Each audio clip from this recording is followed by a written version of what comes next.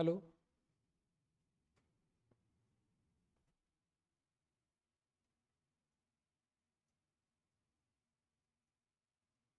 Screen कशी काय दिसत नाही?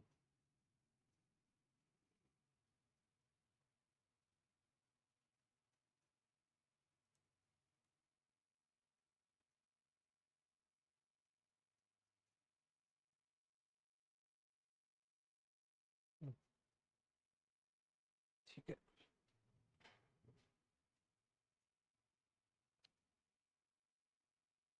ठीक आहे. ओके. नमस्कार विद्यार्थी मित्रांनो. सर्वप्रथम माझा ऑडिओ आणि व्हिडिओ क्लिअर असेल तर कमेंटमध्ये ओके करा.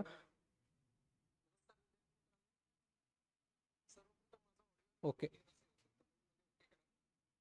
ठीक आहे.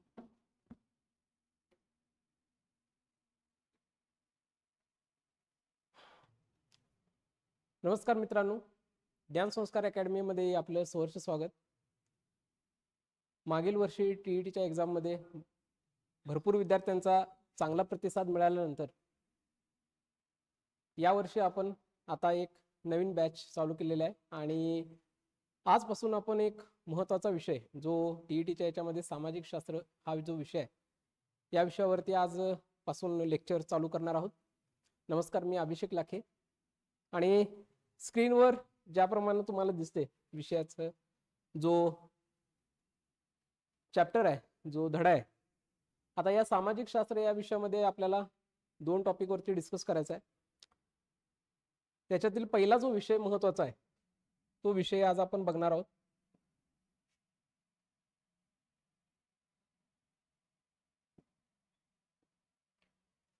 जो महत्त्वाचा जो विषय आहे ज्याला आपण जिओग्राफी किंवा आपल्या भाषेमध्ये आपण म्हणतोय भूगोल.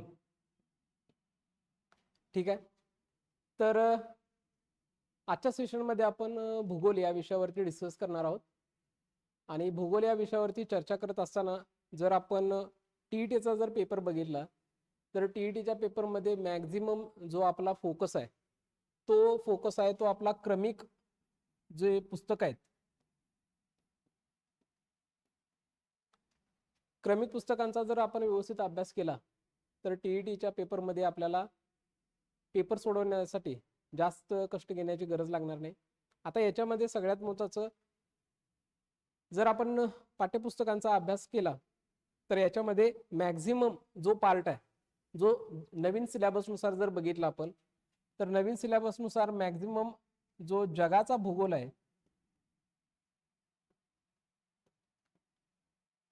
जगाचा भूगोल याच्यावरती बऱ्यापैकी फोकस केला आहे. जर आपण 5वी किंवा 4थी ते 10वी पर्यंतची जर पुस्तकं बघितली तर जगाचा भूगोल याच्यावरती जरा जास्त फोकस आहे आणि याच्यावरतीच बऱ्यापैकी क्वेश्चन विचारले जातात.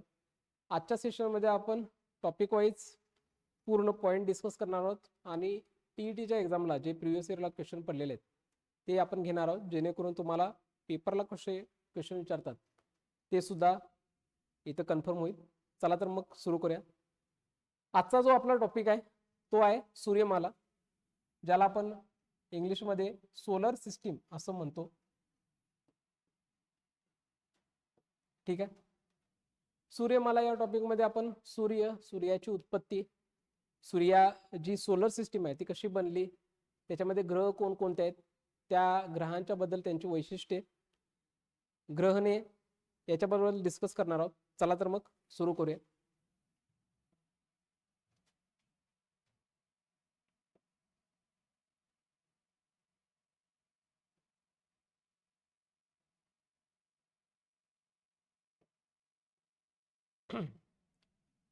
तर पहिला जो आपला पॉइंट आहे, चला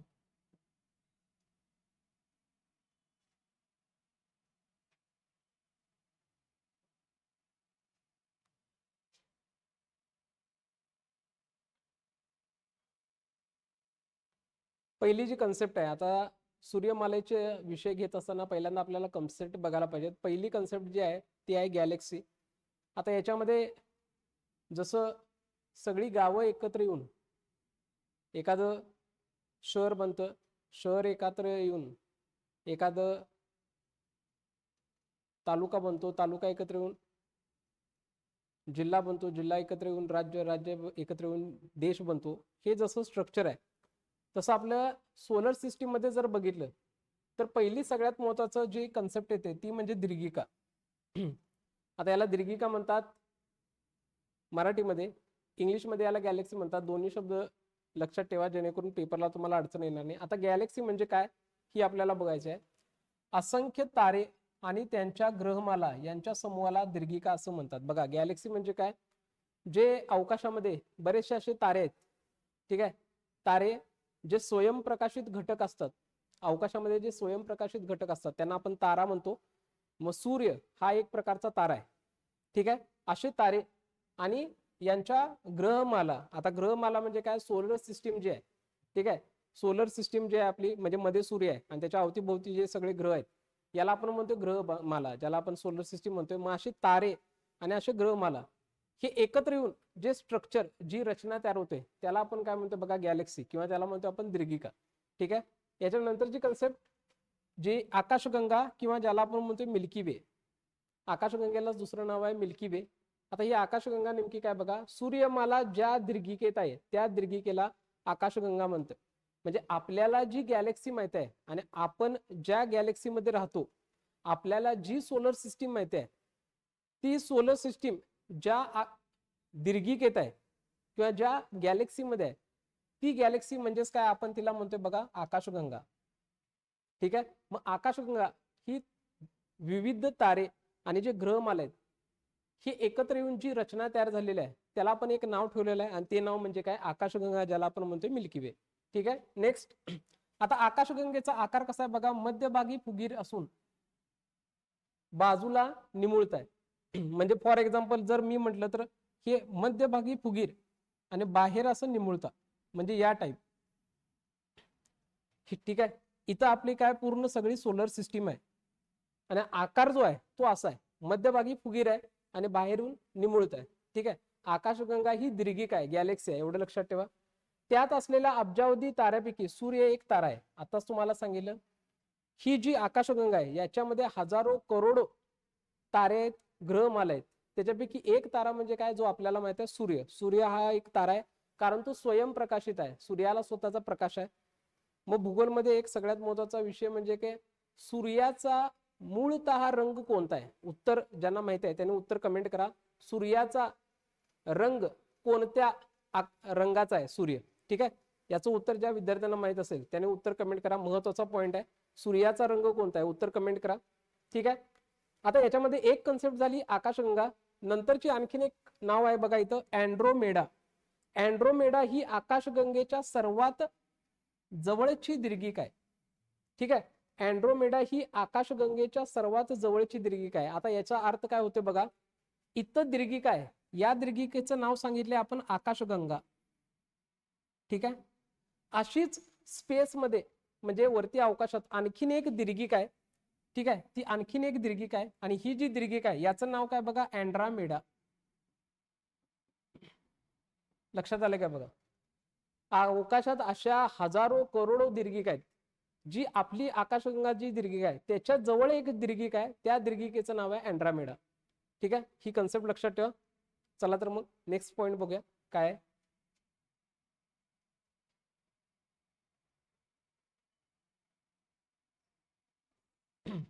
याच्यानंतरचा जो पॉइंट आहे, आता आपण बघितलं की आकाशगंगा म्हणजे काय. आकाशगंगा आपण बघितलं तर आकाशगंगा ज्याला आपण मिल्की वे म्हणतो त्याच्यामध्ये करोडो तारे आहेत, करोडो सूर्यमाला आहेत, ठीक आहे. मग आता या सूर्यमालेचा अभ्यास आपल्याला करायचा आणि सूर्यमालेचा अभ्यास करताना एक महत्वाचा जो विषय येतोय तो म्हणजे कोणता, सूर्य, ज्याला आपण म्हणतोय सन. आता सांगितल्याप्रमाणे सूर्य हा एक स्वयंप्रकाशित तारा आहे, ठीक आहे. सूर्याला स्वतःचा प्रकाश आहे, झालं. आता महत्वाची गोष्ट आहे की उत्पत्ती, सूर्याची उत्पत्ती 5 अब्ज वर्षापूर्वी झाली आणि प्रामुख्याने किती बघा, 72% याच्यामध्ये हायड्रोजन आहे. सूर्याचं जर स्ट्रक्चर जर बघितलं तर त्याच्यामध्ये जवळपास 72% हायड्रोजन आहे, 26% हेलियम आणि 1% इतर मूलद्रव्य आहेत.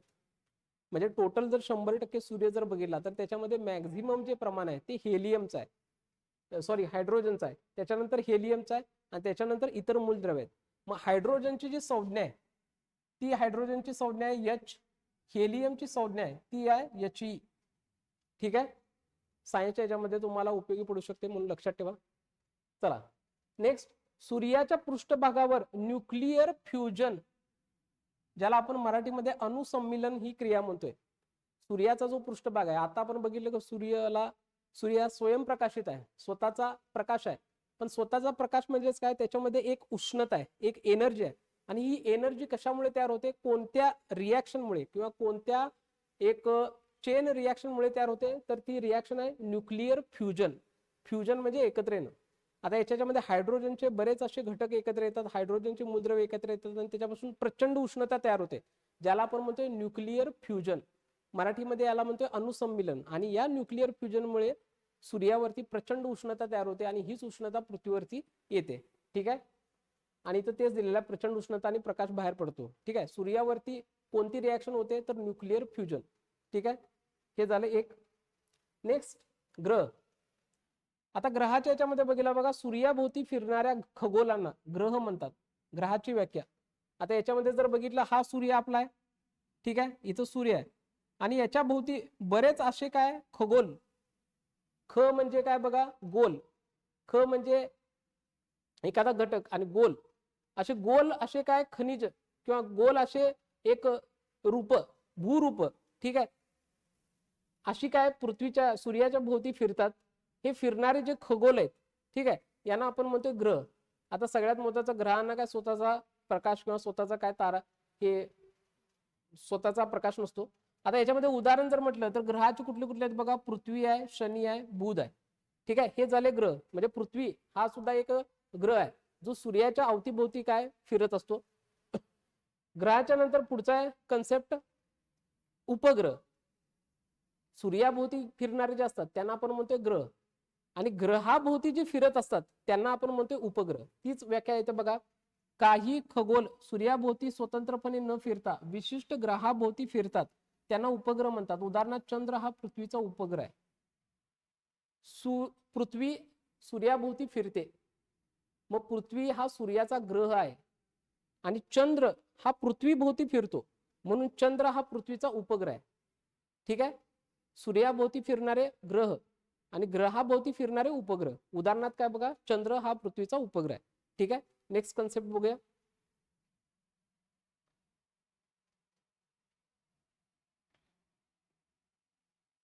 बघा, आता आपण बघितलं ग्रह, मग बघितलं उपग्रह.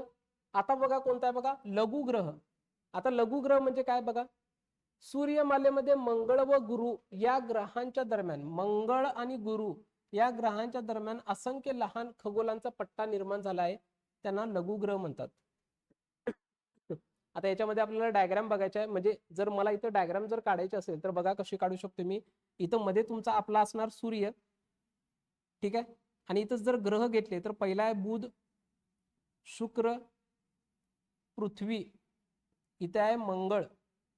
ठीक आहे, आता काय सांगितलं बघा, सूर्यामध्ये मंगळ आणि गुरु म्हणजे मंगळ ग्रह जर धरला तर यांच्या दरम्यान असा एक पट्टा आहे.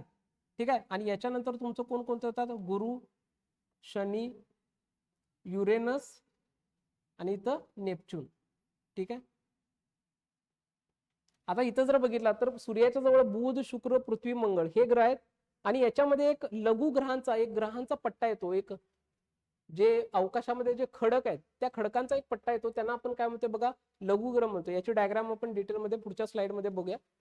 हे झालं एक. त्याच्यानंतर बघा, नेपच्यून ग्रहांच्या पलीकडे सूर्याभोवती प्रदक्षिणा घालणारे काही लहान आकाराचे खगोल आहेत, त्यांना आपण काय म्हणतो बघा, बटुग्रह. आता बटुग्रह म्हणजे कुठे येणार बघा, इथं बुध, शुक्र, पृथ्वी, मंगळ, मंगळ आणि गुरुच्या दरम्यान लघुग्रह. आणि नेपच्यूनच्या पुढं म्हणजे आता इथं नेपच्यून जो आहे, हा जो नेपच्यून आहे याच्या पलीकडं आणखीन ग्रह आहेत, छोटे छोटे ग्रह आहेत. नेपच्यूनच्या पलीकडं काही ग्रह आहेत, त्यांना आपण काय म्हणतो बघा, बटुग्रह.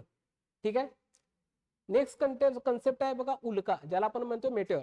ठीक आहे, आता उल्का बघा, आपल्याला कधी कधी आकाशातून एखादा तारा तुटून पडताना दिसतो, या घटनेला उल्कापात म्हणतात. आपल्याला माहिती आहे अवकाशामध्ये बरेच असे खडक आहेत, असे भूगोल आहेत, ठीक आहे, असे खगोल आहेत, ठीक आहे, म्हणजे खडकांची अशी रचना आहे. ते खडक एकमेकाला जर धडकले तर ते पृथ्वीच्या वातावरणामध्ये एंट्री करतात आणि पृथ्वीच्या वातावरणात आल्यानंतर गुरुत्वाकर्षणामुळे प्रचंड ऊर्जा तयार होते आणि एक उल्का, उल्का म्हणजे काय बघा, एखादा तारा तुटून पडल्यासारखा आपल्याला दिसतो, याला आपण म्हणतो उल्कापात, ठीक आहे, मेटेओर. कन्सेप्ट आय होप लक्षात आले असेल. चला नेक्स्ट कन्सेप्ट बघूया.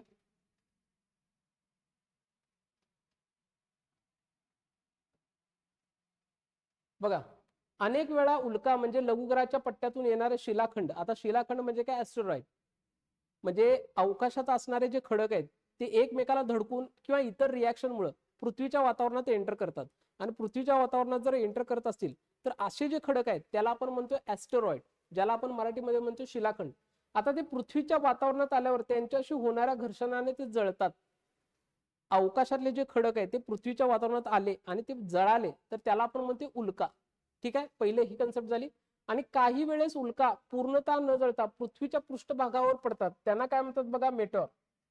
ठीक आहे, म्हणजे जर एखादा खडक अवकाशातून आला आणि तो पूर्ण जळला, पूर्ण जळला तर त्याला आपण काय म्हणतो बघा, पूर्ण जळला असेल तर त्याला आपण म्हणतो उल्का. आणि पूर्णतः न जळता पृथ्वीच्या पृष्ठभागावर जर पडला, पूर्णपणे जळला असेल तर त्याला आपण म्हणतो उल्का. आणि काही भाग जर पृथ्वीच्या पृष्ठभागावर जर आला तर त्याला आपण काय म्हणतो, जर पृष्ठभागावर ती पडला, पृथ्वीच्या पृष्ठभागावर तर आला तर त्याला आपण काय म्हणतो बघा, अश्नी. खडक पूर्णतः जळला तर उल्का, आणि काही खडकांचा भाग जर पृथ्वीच्या पृष्ठभागावरती पडला तर त्याला आपण म्हणतो अश्नी. ठीक आहे, मग याच्यामध्ये जर उदाहरण द्यायचं म्हटलं तर महाराष्ट्रातलं जे लोणार सरोवर आहे, महाराष्ट्रातले जे लोणार सरोवर आहे हे अश्नी आघाताने तयार झालेलं आहे. आता अश्नी आघाताने म्हणजे काय, पृथ्वीच्या म्हणजे अवकाशातून जो खडक पृथ्वीच्या वातावरणात आलेला आहे तो जळत जळत त्याचा काही भाग पृथ्वीच्या पृष्ठभागावर पडला आणि एक खड्डा तयार झाला, आणि त्या खड्ड्यामध्ये हळूहळू पाणी साचून काय झाले, एक सरोवर तयार झालेला आहे. आणि हे सरोवर म्हणजेच काय, लोणार सरोवर. ठीक आहे, मग माझ्या सगळ्या विद्यार्थी मित्रांना माझा एक साधा प्रश्न आहे की लोणार सरोवर महाराष्ट्रातल्या कोणत्या जिल्ह्यामध्ये आहे? ज्या विद्यार्थ्यांना माहित असेल उत्तर कमेंट करा. ठीक आहे, महाराष्ट्रातील कोणत्या जिल्ह्यामध्ये लोणार सरोवर आहे? ज्यांना माहिती असेल त्यांनी उत्तर कमेंट करा. ठीक आहे, उल्का समजलं, अश्नी समजलं. चला नेक्स्ट पॉइंट बघूया.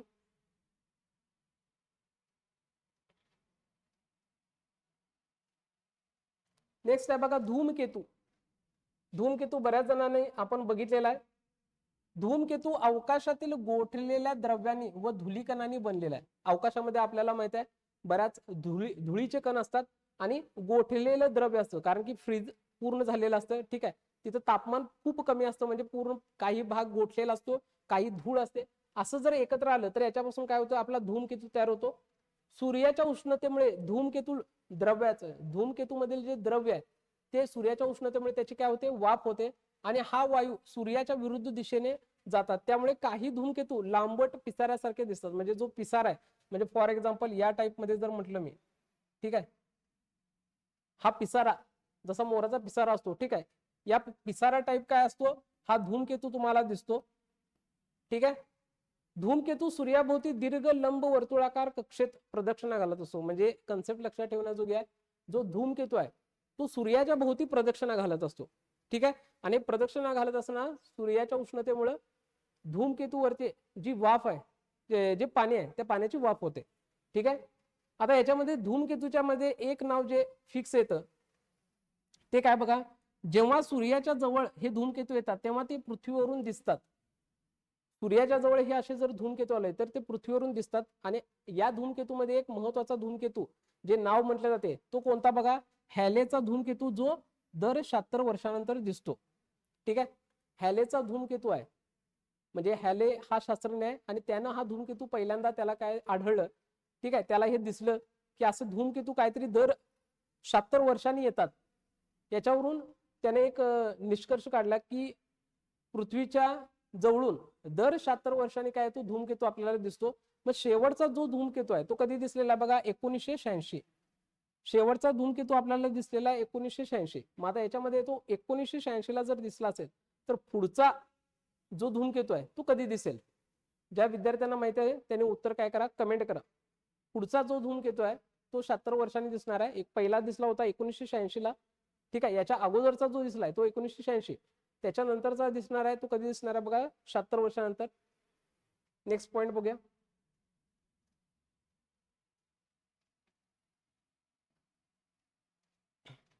आता सूर्यमाला आपल्याला बघायच्या. सूर्यमाला म्हणजे सोलर प्लॅनेट सिस्टीम. ठीक आहे, आता सोलर सिस्टीमच्या याच्यामध्ये आपल्याला बघायचं आहे पृथ्वीच्या सर्वात जवळचा तारा म्हणजे सूर्य. मग अशी आपण डायग्राम बघितली होती, सूर्य, बुध, शुक्र, पृथ्वी, गुरु, शनी, युरेनस, नेपच्यून. आता याच्यामध्ये जर बघितलं तर सूर्यमालेमध्ये मला एक साधी डायग्राम जर काढायची असेल तर डायग्राम बघूया. ठीक आहे, म्हणजे डायग्राम काढल्यावर तुम्हाला पण आठवण हे. इथं सूर्य आहे आपला. ठीक आहे, मग इथं जर बघितलं तर हे बुध, शुक्र, पृथ्वी, मंगळ. मंगळमध्ये हा लघुग्रहांचा पट्टा, गुरु, शनी, युरेनस आणि नेपच्यून. इथं जर बघितलं तर टोटल आपल्याला 8 ग्रह दिसतात. बुध, शुक्र, पृथ्वी, मंगळ 4, गुरु, शनी, युरेनस, नेपच्यून 8. ठीक आहे, म्हणजे सोलर सिस्टीम मध्ये जर बघायला गेलं हा सूर्य आणि इतर 8 ग्रह आहेत. मग आता इथं बघा, पृथ्वीच्या सर्वात जवळचा तारा जर म्हटला तर तो कोणता आहे बघा, सूर्य आहे. आपल्याकडे 8 ग्रह आहेत. ठीक आहे, टोटल 8 ग्रह आहेत. आणि मगाशी बघितल्याप्रमाणे धूमकेतू आणि उल्का किंवा अश्विनी. ठीक आहे, आता बघा 2006 पर्यंत सूर्यमालेत 9 ग्रह होते. 2006 पर्यंत काय केलं होतं शास्त्रज्ञांनी, 9 ग्रह डिक्लेअर केले होते. पण 2006 नंतर काय केलं, प्लुटो हा सूर्यापासून सर्वात लांबचा, आता सर्वात लांबचा म्हणजे काय, नेपच्यूनच्या पण पलीकडे हा प्लुटो ग्रह होता. आणि तो प्लुटो ग्रह 2006 ला काय बटू ग्रह म्हणून त्याला मान्यता दिली. त्यामुळे तो ग्रह कॅन्सल केला. आणि टोटल आता जे 8 ग्रह आहेत, म्हणजे कुणी कॅन्सल केला बघा, 2006 साली आंतरराष्ट्रीय खगोलशास्त्रीय संस्थेने, म्हणजे इंटरनॅशनल ऍस्ट्रॉनॉमिकल जे इन्स्टिट्यूट आहे त्यांनी काय केलं, हा बटू ग्रह कॅन्सल केला. आणि आता आपले 8 ग्रह आहेत. मग प्लुटो जो आहे त्याला ग्रह समजत नाहीत. सगळ्यात महत्वाचा विषय आहे, प्लुटोला आता ग्रह समजत नाही, तो बटू ग्रह आहे. सूर्यमालेमध्ये टोटल 8 ग्रह आहेत जी तुम्हाला इथे नावं दिलेली आहेत. ठीक आहे, कन्सेप्ट कळाले असेल. नेक्स्ट पॉइंट बघूया.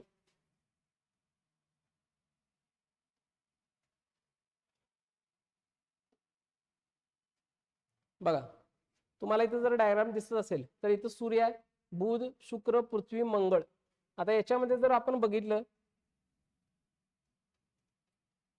तर हा जो पट्टा आहे, आता याच्यामध्ये कलर दुसरा घेतो. इथं जर बघितला तर हा लघुग्रहांचा पट्टा आहे. म्हणजे मंगळ आणि गुरु. आता याच्यामध्ये जर बघितला तर मंगळ आणि गुरु या दोघांच्या मध्ये हा लघुग्रहाचा पट्टा आहे. ठीक आहे, याच्यामध्ये लहान खडकांचा खगोलांचा हा पट्टा आहे. आणि याच्या पुढं इथं जर बघितला तर सूर्य आणि हा लघुग्रहांचा पट्टा, इथं नाव पण देतो मी, लघुग्रह. ठीक आहे, लघुग्रहांचा पट्टा आहे. सूर्य आणि लघुग्रह यांच्या दरम्यान हे जे ग्रह आहेत यांना आपण काय म्हणतो बघा, यांना म्हणतो आपण अंतर्ग्रह. सूर्य आणि हे लघुग्रह यांच्या दरम्यान जे ग्रह आहेत त्यांना आपण म्हणतो अंतर्ग्रह. म्हणजे बुध, शुक्र, पृथ्वी, मंगळ हे अंतर्ग्रह आहेत. आणि लघुग्रह याच्या नंतर जे आहेत ते सगळे जे आहेत त्याला आपण म्हणतो बहिर्ग्रह. ठीक आहे, आता याच्यामध्ये बघितला तर गुरु, शनी, युरेनस, नेपच्यून आहे. आणि नेपच्यूनच्या पलीकडे पण एक पट्टा येतो. नेपच्यूनच्या पलीकडे पण एक पट्टा येतो, त्याला आपण केपलरचा पट्टा म्हणतो. ठीक आहे, हे लक्षात ठेवा. सूर्य आणि लघुग्रह यांच्या दरम्यान येणारे हे अंतर्ग्रह आहेत, बुध, शुक्र, पृथ्वी, मंगळ. ठीक आहे, आणि लघुग्रह ते केपलरचा पट्टा याच्या दरम्यान जे येणार आहे त्याला आपण म्हणतो बहिर्ग्रह, गुरु, शनी, युरेनस, नेपच्यून. ठीक आहे, तुम्हाला डायग्राम जर बघायचे असेल तर डायग्राम हे केलाय. आणि ओरिजिनल इमेजेस आहेत त्या. ठीक आहे, जे ग्रह दिसतात ऍक्च्युली ते ओरिजिनल आहे, तुम्हाला दिसत असतील.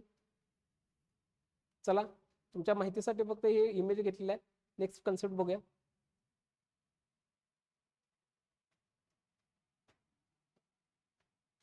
बघा, हे झाले आता ग्रहांचे प्रकार. आता तुम्हाला दाखवलं की आंतरग्रह म्हणजे काय, बहिर्ग्रह म्हणजे काय. आता ग्रहांचे हे बघत असताना इथं आपल्याला बघायचं की आंतरग्रह आणि बहिर्ग्रह यांच्यामधला फरक.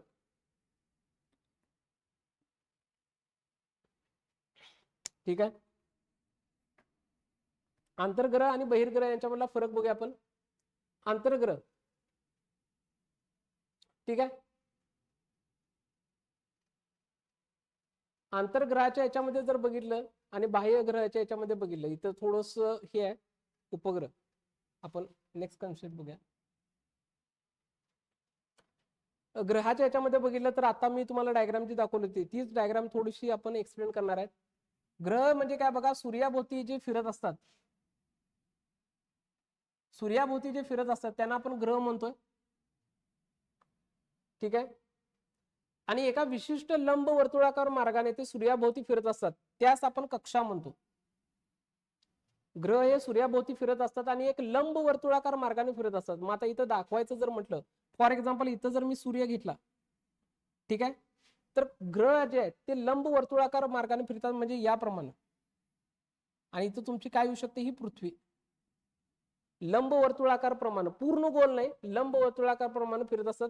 आणि ही जी लाईन आहे, आता ही जी लाईन आहे ही ऍक्च्युली दिसत नाही, ही इमॅजिनरी लाईन आहे, याला आपण म्हणतोय कक्षा, ठीक आहे. कशाला, याला, ही जी इमॅजिनरी लाईन आहे याला आपण म्हणतो कक्षा. आणि हा फिरण्याचा मार्ग जो कसा आहे, एक लंब वर्तुळाकार आहे, ठीक आहे. नेक्स्ट, लघुग्रहांचा पट्टा आणि कुईपर बेल्ट, ते मगाशी आपण बघितलं होतं बघा, कुपर बेल्ट म्हणजे त्यालाच आपण म्हणतो कुईपर बेल्ट. नेपच्यून ग्रहाच्या पलीकडचा जो बेल्ट आहे म्हणजे खडकांचा जो पट्टा आहे त्याला आपण म्हणतो कुईपर बेल्ट, ठीक आहे. आता लघुग्रह पट्टा मगाशी आता डायग्राम मध्ये बघितलं होतं, मंगळ आणि गुरुच्या दरम्यान इथं दिलेलं आहे बघा, मंगळ आणि गुरु ग्रहांच्या दरम्यान लघुग्रह आढळतात, त्यांना आपण काय कुठला पट्टा म्हणतो बघा, लघुग्रह पट्टा. मंगळ आणि गुरु या ग्रहांच्या दरम्यान जो पट्टा आहे त्याला आपण म्हणतो लघुग्रह पट्टा, मगाशी डायग्राम बघितली होती आपण. आणि याच्यामध्ये जर बघितला तर सेरेस हा सर्वात मोठा लघुग्रह आहे. लघुग्रह म्हणजे खगोल आहे, तो एक दगड टाईप स्ट्रक्चर आहे, ठीक आहे. आणि ते सगळ्यात मोठा आहे त्या पट्ट्यामध्ये, म्हणजे खडक आहे तो मोठा, ठीक आहे. तो मोठा खडक, त्याचं नाव काय ठेवलंय बघा, सेरेस. लघुग्रह पट्ट्यामधला सगळ्यात मोठा ग्रह म्हणजे कोणता आहे बघा, सेरेस झालं. Next, Kuiper belt. Kuiper belt याला बऱ्याचदा आपण म्हणतो कुपर बेल्ट. आता कुईपर बेल्ट म्हणजे का बघा, नेपच्यून कक्षेच्या पलीकडचा भाग, सगळ्यात शेवटचा जो ग्रह आहे नेपच्यून, त्याच्या पलीकडे जो ग्रहांचा पट्टा आहे त्याला आपण म्हणतो कुईपर बेल्ट, ठीक आहे. आता कुईपर बेल्ट इथं काय बघितलं, शक्यतो धूमकेतू आढळत, शक्यतो काय बघा, धूमकेतू आढळतात, शक्यतो इथं धूमकेतू आढळतात कुईपर बेल्ट मध्ये, जो नेपच्यून ग्रहाच्या पलीकडे आहे. मंगळ आणि गुरु ग्रहाच्या दरम्यान आहे तो लघुग्रह, आणि नेपच्यून ग्रहाच्या पलीकडे जो आहे तो कुईपर बेल्ट, ठीक आहे. कन्सेप्ट लक्षात झाले असेल. नेक्स्ट पॉइंट बघूया.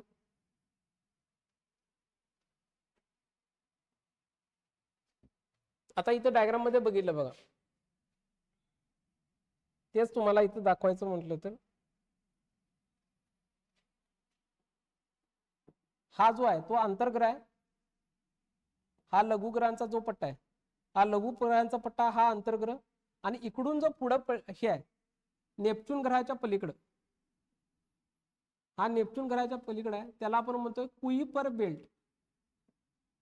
काय म्हणतोय बघा, कुईपर बेल्ट.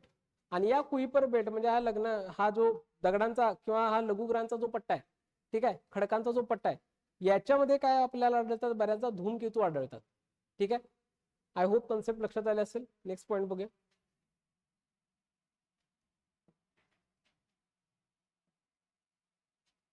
ग्रहाबद्दलची माहिती पेपरमध्ये बऱ्याचदा विचारला जातात. सर्वात तेजस्वी ग्रह कोणता, सूर्याच्या जवळचा ग्रह कोणता, सूर्यापासून लांब ग्रह कोणता, ऑब्जेक्टिव्ह मध्ये हा बऱ्याचदा प्रश्न विचारला जातो. त्यामुळे इथं तुम्हाला डायरेक्ट इथं हे केलेलं आहे. सगळ्यात बघितलं तर सर्वात मोठा ग्रह आकाराने जर बघितला, ठीक आहे, आकाराने जर बघितला तर सगळ्यात मोठा ग्रह जर आपण बघितला तर कोणता येतोय बघा, सगळ्यात मोठा ग्रह गुरु, ज्याला आपण म्हणतोय मार्स, ठीक आहे, ज्याला बृहस्पती पण हिंदीमध्ये म्हणतात, गुरु मार्स सगळ्यात मोठा ग्रह आहे. सूर्यमालेतील सर्वात लहान ग्रह कोणता आहे बघा, बुध, सगळ्यात लहान बुध. आणि सगळ्यात मोठा कोणता, मार्स किंवा गुरु. पूर्वेकडून पश्चिमेकडे परिवलन करणारे ग्रह शुक्र आणि युरेनस. पूर्वेकडून पश्चिमेकडे म्हणजे फॉर एक्झाम्पल आता इथं दिशा आहे कोणती बघा, पूर्व, आणि इकडे दिशा आहे आपली पश्चिम. काही जे ग्रह आहेत ते कसं फिरतात बघा, पूर्वेकडून पश्चिमेकडे, म्हणजे या दिशेने पूर्वेकडून पश्चिमेकडनं फिरणारे ते ग्रह कोणते आहेत बघा, शुक्र आणि युरेनस. आणि पश्चिमेकडून पूर्वेकडे म्हणजे फॉर एक्झाम्पल इकडे पश्चिम आहे आणि इकडे पूर्व आहे, पश्चिमेकडून पूर्वेकडे म्हणजे या दिशेने जे फिरणार आहेत हे असे उलटे, त्याच्यामध्ये एक सगळ्यात महत्वाचा ग्रह कोणकोणता बघा, पृथ्वी. बुध, पृथ्वी, मंगळ, गुरु, शनी. बुध, पृथ्वी, गुरु, मंगळ आणि शनी हे जे ग्रह आहेत हे पश्चिमेकडून पूर्वेकडे फिरतात. पश्चिमेकडून पूर्वेकडे म्हणजे या दिशेने फिरणारे जे आहेत कोणकोणते, बुध, पृथ्वी, मंगळ, गुरु, शनी हे पश्चिमेकडून पूर्वेकडे फिरणार आहेत. सर्वात मोठ्या आकारानं गुरु, सर्वात लहान बुध. पश्चिमेकडून पूर्वेकडे फिरणारे बुध, पृथ्वी, मंगळ, गुरु, शनी. आणि पूर्वेकडून पश्चिमेकडे फिरणारे कोणते आहेत बघा, शुक्र आणि युरेनस. नेक्स्ट, सर्वात प्रकाशमान जर ग्रह म्हटला तर शुक्र आहे. म्हणजे सर्वात तेजस्वी ग्रह जर विचारला तर कोणता आहे बघा, शुक्र आहे. एक्झामला पण हा बऱ्याचदा विचारलेला आहे. नेक्स्ट, लाल धुलिकामय ग्रह जर म्हटला तर मंगळ. लाल म्हणजे काय, जिथं लोखंडाचं लोहाचं प्रमाण जास्त आहे, अवकाशानं बघितला तर तो लालसर दिसतो, तो ग्रह कोणता आहे, मंगळ. सकाळी किंवा संध्याकाळी दिसणारा ग्रह शुक्र, कारण की तो तेजस्वी आहे. सकाळी आणि संध्याकाळी दिसणारा जो ग्रह आहे तो कोणता आहे बघा, शुक्र, तेजस्वी. पडलेला किंवा घरंगळत जाणार ग्रह युरेनस. युरेनस म्हणजे काय, एकदम असा आडवा झालेला आहे असा ग्रह, ठीक आहे, म्हणजे असा घरंगळत जातोय असं दिसतोय तो, तो म्हणजे युरेनस. सर्वात जास्त वेगाने परिवलन करणारा गुरु. परिवलन म्हणजे काय बघा, जे ग्रह स्वतःभोवती फिरतात त्याला म्हणतात परिवलन, आणि जे दुसऱ्या भोवती फिरत असतात त्याला म्हणतात परिभ्रमण. दोन कन्सेप्ट आहेत. परिवलन म्हणजे काय, स्वतःभोवती फिरणारे त्याला म्हणतात परिवलन, आणि दुसऱ्या भोवती जे फिरत असतात त्याला म्हणतात परिभ्रमण. मग सर्वात वेगाने परिवलन करणार म्हणजे स्वतःभोवती फिरणारा कोणता बघा, गुरु. सर्वात कमी वेगाने परिवलन करणारा कोणता आहे बघा, शुक्र. सर्वात कमी वेगाने परिवलन म्हणजे स्वतःभोवती जो फिरणारा कमी वेगाने जो आहे त्याला तो कोणता ग्रह बघा, शुक्र. ठीक आहे, चला नेक्स्ट कन्सेप्ट बघूया.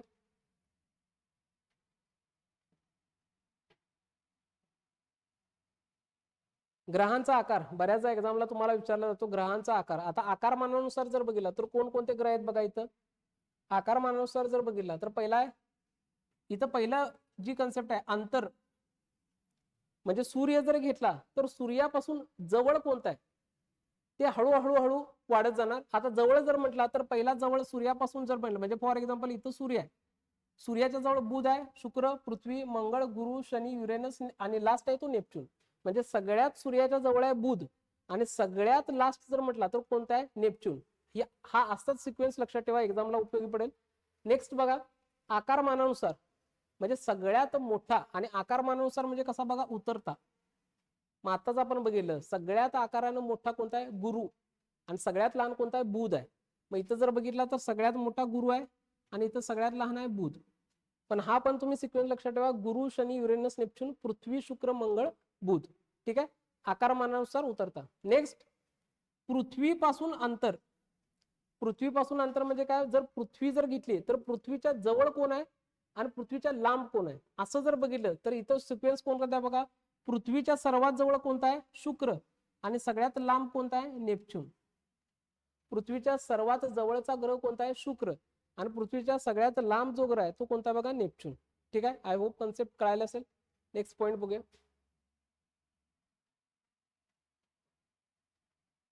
नेक्स्ट आहे बघा चंद्र. आताच आपण बघितलं पृथ्वीचा जो उपग्रह आहे तो कोणता आहे बघा, चंद्र आहे. आता चंद्राच्या बद्दल आपल्याला माहिती बघायची आहे.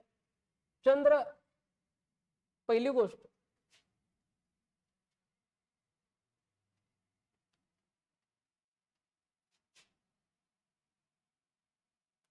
चंद्र हा पृथ्वीचा एकमेव नैसर्गिक उपग्रह आहे. आता नैसर्गिक उपग्रह म्हणजे काय, नॅचरली तो तयार झालेला आहे. आर्टिफिशियल असं उपग्रह होऊ शकतात. आपण जे सॅटेलाइट सोडतो ते आर्टिफिशियल उपग्रह आहेत, म्हणजे कृत्रिम उपग्रह आहेत, पण हा नॅचरली तयार झालेला उपग्रह आहे. कोणता, चंद्र.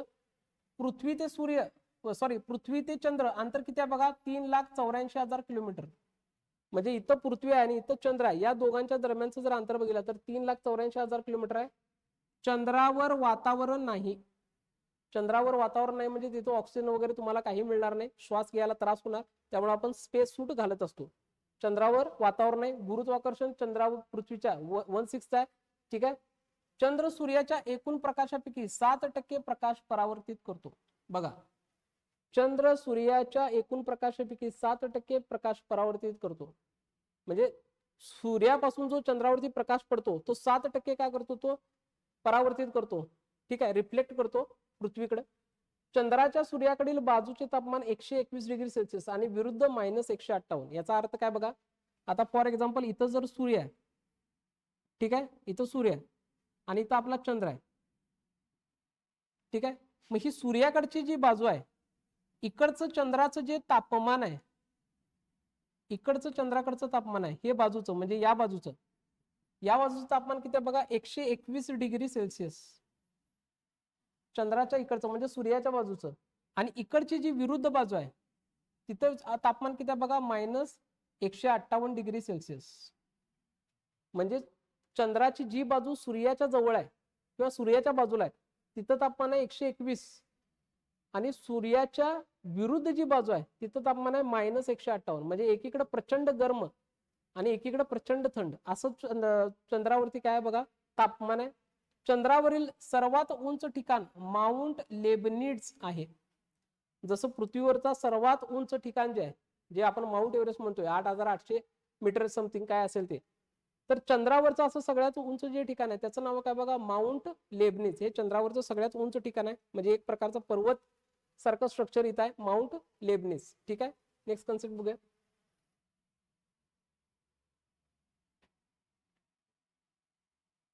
चंद्राची गती. आता आपल्याला माहित आहे चंद्र स्वतःभोवती फिरतो, आणि असा स्वतःभोवती फिरत असताना पृथ्वीभोवती पण फिरतो. ठीक आहे, चंद्र स्वतःभोवती पण फिरतो आणि चंद्र स्वतःभोवती फिरत असताना पृथ्वीभोवती पण फिरत असतो. चंद्र स्वतःभोवती फिरत असताना प्रदक्षिणा घालतो, याला अक्षीय गती म्हणतात. ठीक आहे, आणि कक्षीय गती. अक्षीय गती म्हणजे काय, स्वतःभोवती फिरणं, आणि कक्षीय गती म्हणजे काय, पृथ्वीभोवती फिरणं. दोघांच्या मध्ये फरक आहे. इथं वाटलं तर लिहितो मी. चंद्र स्वतःभोवती फिरतो,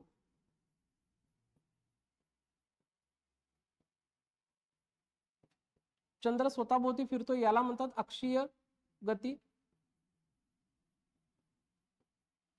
आणि चंद्र कुठं भोवतो, पृथ्वीभोवती फिरतो, त्याला म्हणतात कक्षीय गती. स्वतःभोवती फिरत असेल तर अक्षीय गती, पृथ्वीभोवती फिरत असेल तर कक्षीय गती. ठीक आहे, बघा स्वतःभोवती फिरण्यास 1 दिवस लागतो आणि चंद्राला 27.5 दिवस लागतात. अक्षीय व कक्षीय गती सारखीच असल्याने पृथ्वीवरून चंद्राची एकच बाजू दिसते. चंद्राला स्वतःभोवती फिरण्यासाठी जवळपास 24 तास लागतात. ठीक आहे, आणि इथं पृथ्वीभोवती फिरण्यासाठी किती बघा, 27.5 1/3 दिवस. ठीक आहे, एवढे दिवस लागतात. आता याच्यामध्ये चंद्राची अक्षीय गती आणि कक्षीय गती म्हणजे स्वतःभोवती फिरण्याची गती आणि पृथ्वीभोवती फिरण्याची गती सेमच असल्यामुळे चंद्राची आपल्याला नेहमी एकच बाजू दिसते. याच्या पाठीमागचं कारण काय, अक्षीय गती आणि कक्षीय गती सेम आहे. ठीक आहे, नेक्स्ट कन्सेप्ट बघूया.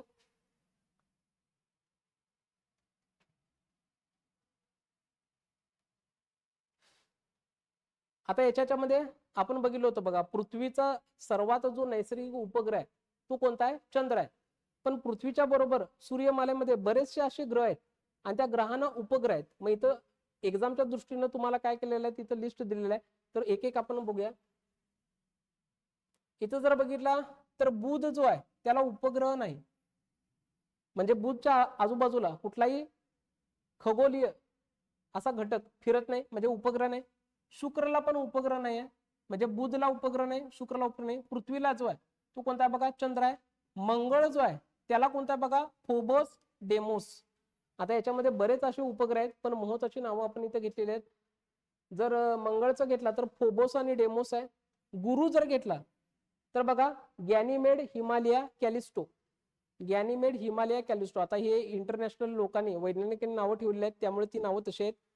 गॅनिमेड, हिमालया, कॅलिस्टो. शनी जर म्हटला तर शनीचा उपग्रह कोणता बघा, ऍटलास आणि टायटन.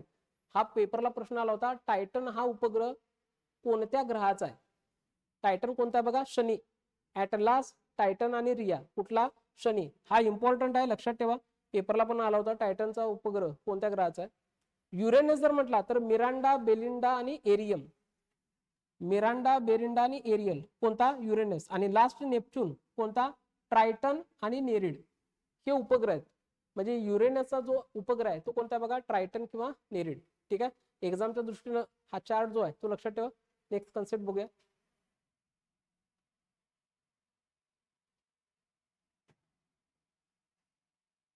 चंद्राच्या कला आणि कलागणना. ठीक आहे, आता याच्यामध्ये बघा, चंद्र पृथ्वीभोवती 29.5 दिवसात प्रदक्षिणा पूर्ण करतो. 29.5 दिवस लागतात प्रदक्षिणा पूर्ण करायला. म्हणजेच काय बघा, चंद्राला जर पृथ्वीभोवती जर फिरायचं असेल, पूर्ण एक राऊंड जर मारायचं असेल, तर त्याला किती वेळ लागतो बघा, 29.5 दिवस लागतात. पृथ्वीवरून पाहताना चंद्राचे स्थान रोज बदलताना दिसते. पृथ्वीवरून पाहताना आपल्याला चंद्राचा सूर्यप्रकाशित भाग दिसतो. चंद्राच्या कक्षीय गतीमुळे यात वाढ किंवा घट होते. बघा, चंद्राचा जो आकार आहे, तो आकार लहान किंवा जो जास्त दिसतो, त्याच्या पाठीमागचं कारण काय बघा, कक्षीय गती. कक्षीय गती म्हणजे काय, पृथ्वीभोवती फिरत असताना जो आकारामध्ये वाढ होते किंवा कमी होते, त्याच्यामुळे चंद्राचा आकार आपल्याला कमी जास्त दिसतो.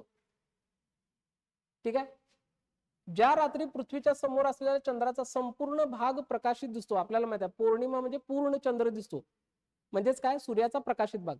आणि अमावस्या, अमावस्या म्हणजे चंद्राचा अप्रकाशित भाग, जिथं आपल्याला प्रकाश दिसत नाही, तो म्हणजे काय आपल्याला अमावस्या. ठीक आहे, इथं जर बघितला तुम्ही डायग्राम मध्ये, तर हा जो पूर्ण जो भाग आहे तो अप्रकाशित आहे, म्हणजे इथं तुम्हाला प्रकाश दिसणार नाही, म्हणजेच हा काय अमावस्या आहे.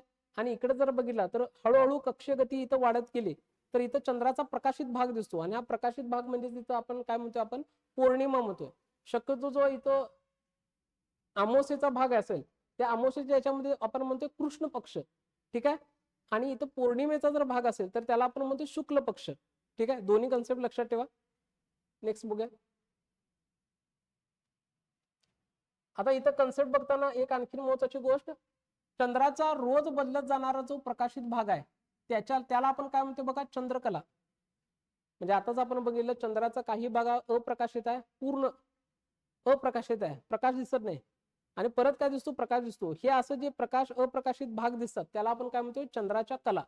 ठीक आहे, आता अमावस्येपासून पौर्णिमेपर्यंत चंद्राचा प्रकाशित भाग वाढत जातो.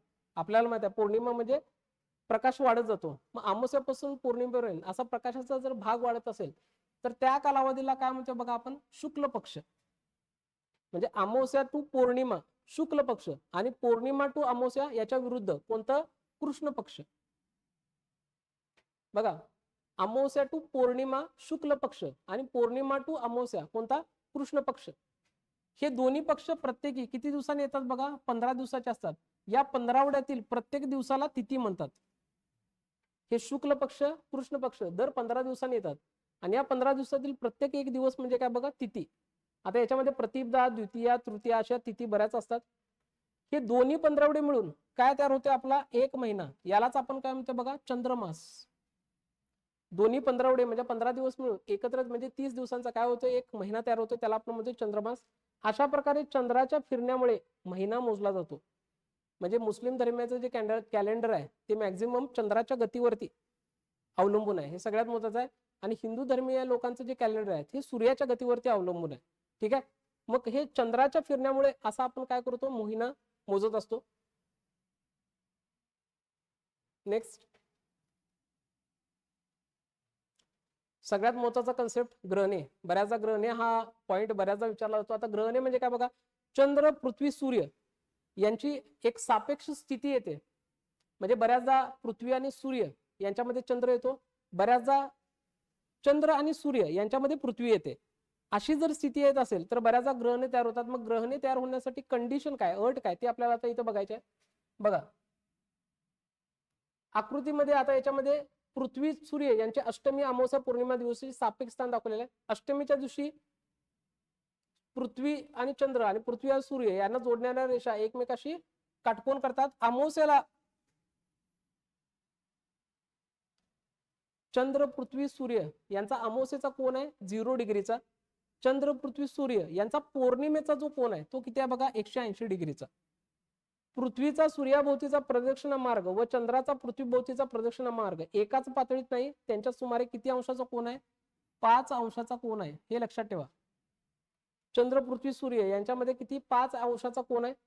अमावस्या आणि पौर्णिमेला ग्रह होत नाहीत. याच्या पाठीमागचं सगळ्यात महत्वाचं कारण, दर अमावस्या किंवा पौर्णिमेला ग्रहण होत नाहीत, त्याच्या पाठीमागचं कारण काय बघा, पृथ्वीचा सूर्याभोवतीचा प्रदक्षिणाचा मार्ग.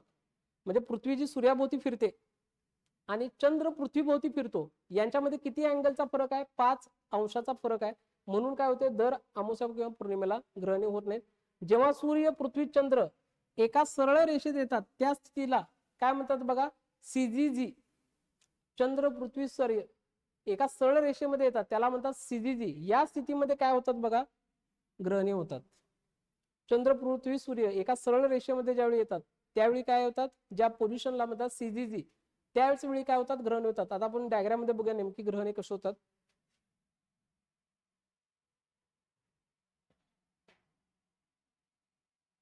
बघा, पहिला आपलं सूर्यग्रहण आहे. सूर्यग्रहण म्हणजे काय बघा, जेव्हा सूर्य आणि पृथ्वी यांच्यामध्ये चंद्र येतो त्याला सूर्यग्रहण म्हणतात. म्हणजे सूर्य आणि पृथ्वी यांच्यामध्ये जर चंद्र आला तर त्याला आपण म्हणतोय सूर्यग्रहण, ज्याला आपण म्हणतोय सोलर एक्लिप्स. सूर्य आणि पृथ्वी या दोघांच्या मध्ये जर चंद्र आला तर याला म्हणतोय आपण सूर्यग्रहण. आता सूर्यग्रहण म्हणजे ऍक्च्युली काय होते बघा, सूर्याचा प्रकाश जो आहे त्या प्रकाशाच्या याच्यामध्ये हा चंद्र मध्ये आल्यामुळं चंद्रावरची सावली म्हणजे सूर्याची किरण चंद्रावरती पडून त्याची सावली पृथ्वीवर पडते, त्याला आपण म्हणतो सूर्यग्रहण. ठीक आहे. मग आता हे सूर्यग्रहणच्या याच्यामध्ये टाईप आहेत. त्याच्यामधला पहिला जो टाईप आहे तो कोणता बघा, खग्रास सूर्यग्रहण, ज्याला आपण टोटल सोलर एक्लिप्स म्हणतोय. खग्रास सूर्यग्रहण. खग्रास सूर्यग्रहण म्हणजे काय बघा, पृथ्वीच्या ज्या भागावर चंद्राची दाट सावली पडते आणि तो पूर्ण सूर्य झुकलेला दिसतो, चंद्राची सावली पूर्णपणे जर पृथ्वीवर पडत असेल तर त्याला म्हणतात खग्रास सूर्यग्रहण, टोटल सोलर एक्लिप्स. एवढं लक्षात ठेवा बस. आणि सूर्यग्रहण कधी होते, सूर्य आणि पृथ्वीच्या मध्ये चंद्र असेल तर. एवढीच कन्सेप्ट लक्षात ठेवा. चंद्राची दाट सावली पडत असेल तर खग्रास सूर्यग्रहण, ही एक कन्सेप्ट लक्षात ठेवा. नेक्स्ट पॉइंट बघूया.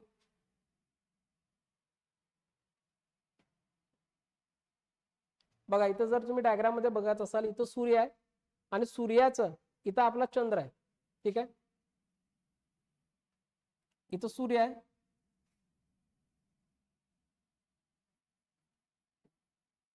ठीक आहे, इथं सूर्य आहे आणि इथं आपला काय चंद्र आहे. आता इथं जर बघितलं तर सूर्याची उष्णता करून इथं चंद्रावरती किरण पडतात आणि चंद्राची दाट सावली इथं जर बघितला तर या ठिकाणी इथं दिसते तुम्हाला.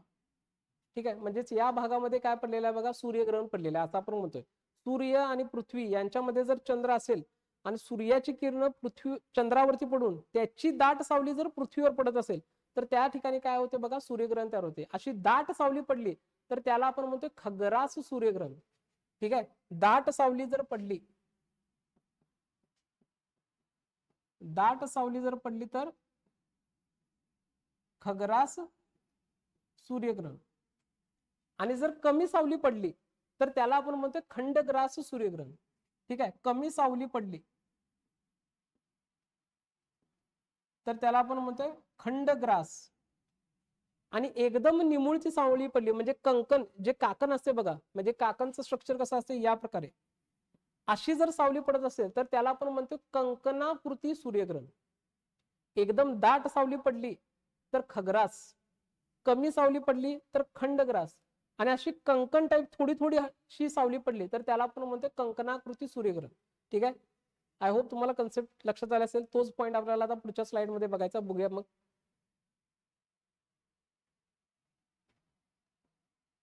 बघा, खंडग्रास सण म्हणजे काय बघा,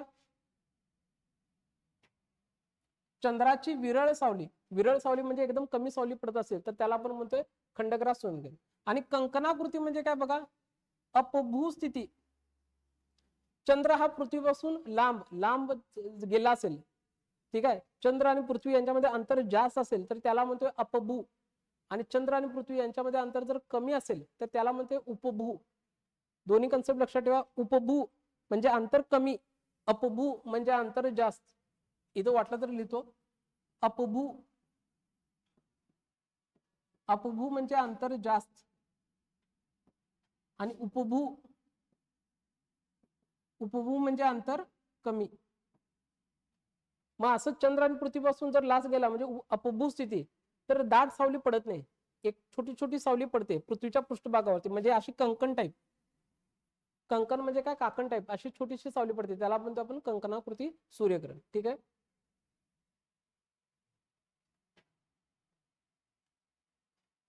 नेक्स्ट जसं सूर्यग्रहण बघितलं तसं चंद्रग्रहण. आता आपण बघितलं होतं सूर्य आणि पृथ्वी यांच्यामध्ये चंद्र आला तर सूर्यग्रहण होते. आता चंद्रग्रहण मध्ये काय होणार बघा, सूर्य आणि चंद्र यांच्या दरम्यान पृथ्वी येते. बघा पौर्णिमेच्या दिवशी जेव्हा सूर्य पृथ्वी आणि चंद्र एका सरळ रेषेत येतात, पौर्णिमेच्या दिवशी सांगितलेलं आहे. ठीक आहे, ठीक आहे. तेव्हा पृथ्वीची दाट सावली चंद्रावरती पडते आणि त्या सावलीमधून प्रवास करतो, त्या स्थितीला आपण चंद्रग्रहण म्हणतो. चंद्रग्रहणाचे तेच आहे, जेव्हा चंद्र पूर्णपणे पृथ्वीच्या दाट सावलीतून येतो तेव्हा त्याला म्हणतात काय बघा, खग्रास. म्हणजे याच्यामध्ये जर मला म्हणजे फॉर एक्झाम्पल इथं आपला इथं सूर्य आहे, ठीक आहे, इथं पृथ्वी आहे आणि इथं आपला चंद्र आहे.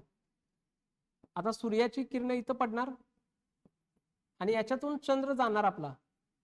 असा हा चंद्र जात असताना, ठीक आहे, जर पृथ्वीच्या दाट सावलीतून जर गेला, पृथ्वीच्या दाट सावलीतून जर चंद्र गेला तर खग्रास, आणि कमी सावलीतून जर गेला तर तो कोणता आहे बघा, खंडग्रास. आता याच्यासाठी तुम्हाला जर मी डायग्राम दाखवली तर डायग्राम दाखवतो म्हणजे कन्सेप्ट क्लिअर होऊन जाईल.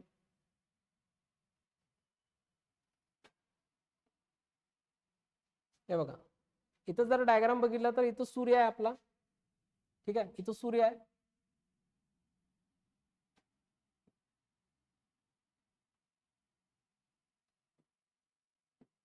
ठीक आहे, इथं सूर्य आहे, सूर्याची दाट सावली आणि इथं आपल्याला पृथ्वी दिसते. आता पृथ्वीच्या दाट सावलीतून, दाट सावली म्हणजे कोणती सावली बघा, ही सावली, याच्यातून चंद्र जातोय. ठीक आहे, पृथ्वीच्या या सावलीतून काय जातोय, चंद्र जातोय. मी सावली जर दाट असेल तर त्याला आपण म्हणतो खग्रास चंद्रग्रहण, आणि सावली जर एकदम कमी असेल, ठीक आहे, विरल असेल तर त्याला आपण म्हणतो खंडग्रास चंद्रग्रहण. ठीक आहे, आय होप कन्सेप्ट लक्षात आले असेल. इमेज तुमच्या माहितीसाठी इथं दाखवलेलं आहे. चला नेक्स्ट पॉइंट बघूया.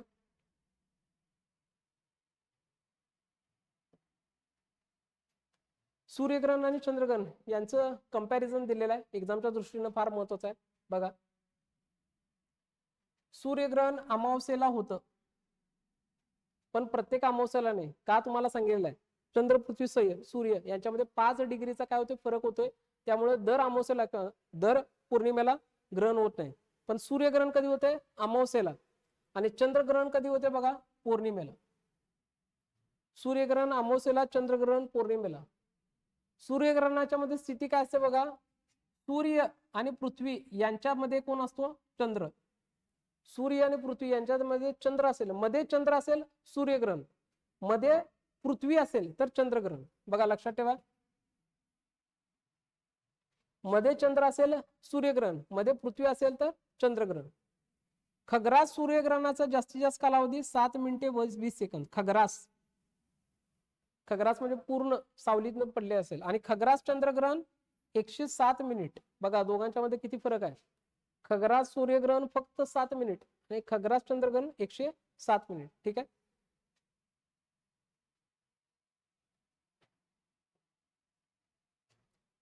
तर मित्रांनो आज आपण सूर्यमाला, याच्यामध्ये सूर्यमाला, ग्रह, त्यांची वैशिष्ट्ये, ग्रहणे याच्याबद्दल कन्सेप्ट सगळ्या बघितलेल्या आहेत. आणि आता टीईटीला जे प्रश्न पडलेले आहेत प्रिव्हियस इयरला, ते आपण आता थोडेसे डिस्कस करूया आणि तुम्ही सुद्धा उत्तर देण्याचा प्रयत्न करा. पहिला प्रश्न काय बघा, आकाशात, प्रश्न काय बघा,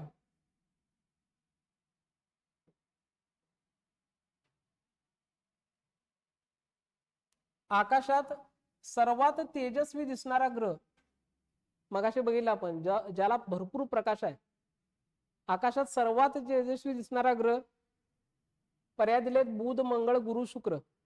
ज्यांना उत्तर माहिती आहे त्यांनी उत्तर लवकरात लवकर कमेंट करा.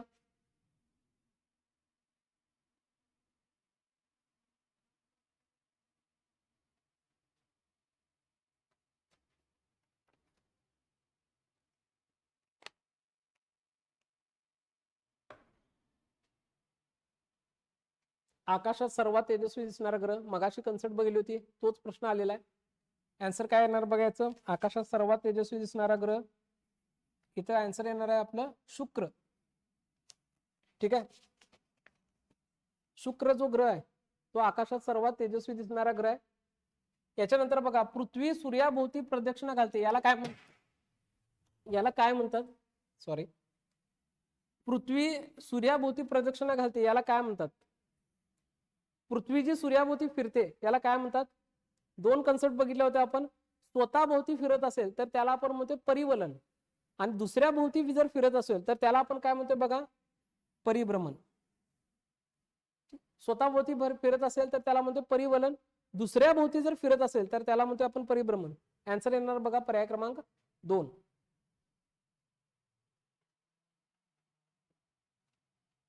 सूर्य आणि लघुग्रह यांच्या दरम्यान असणारे ग्रह. बघा मगाशी आपण बघितलं होतं सूर्य आणि लघुग्रह यांच्या दरम्यान असणारे ग्रह. सूर्य आणि लघुग्रह यांच्या दरम्यान असणारे ग्रह. आन्सर काय येईल? सूर्य आणि लघुग्रह यांच्या दरम्यान असणारे ग्रह त्याला आपण काय म्हणतो बघा? अंतर्ग्रह. मगाशी आपण बघितलं होतं इथं मध्ये सूर्य आहे, त्यानंतर इथं बुध, शुक्र, पृथ्वी, मंगळ आणि इथं लघुग्रहांचा पट्टा. आणि हे जे ग्रह आहेत यांना आपण काय म्हटलं होतं बघा? अंतर्ग्रह. ठीक आहे, पर्याय क्रमांक 2 इथे आन्सर आहे ना. चंद्राच्या प्रकाशित भागाचा रोज बदलत जाणारा भाग म्हणजे काय?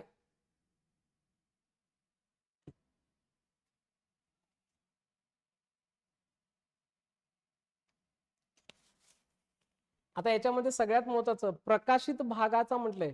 ठीक आहे, चंद्राच्या प्रकाशित भागाचा रोज बदलत जाणारा भाग.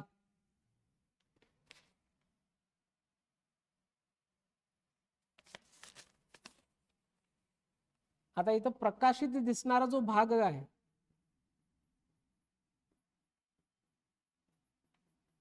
त्याला आपण काय म्हणतो बघा? उपभू. आणि अप्रकाशित जो भाग आहे त्याला आपण म्हणतो अपभू. प्रकाशित दिसणारा जो भाग आहे त्याला आपण म्हणतोय उपभू, आणि अप्रकाशित दिसणारा जो भाग आहे त्याला आपण म्हणतोय अपभू. दोन्ही कन्सेप्ट लक्षात ठेवा, पेपरच्या दृष्टीने महत्वाचे आहे.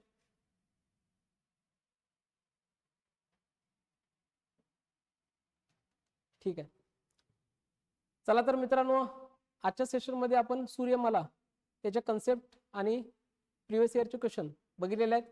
भेटूया पुढच्या क्षणी. धन्यवाद.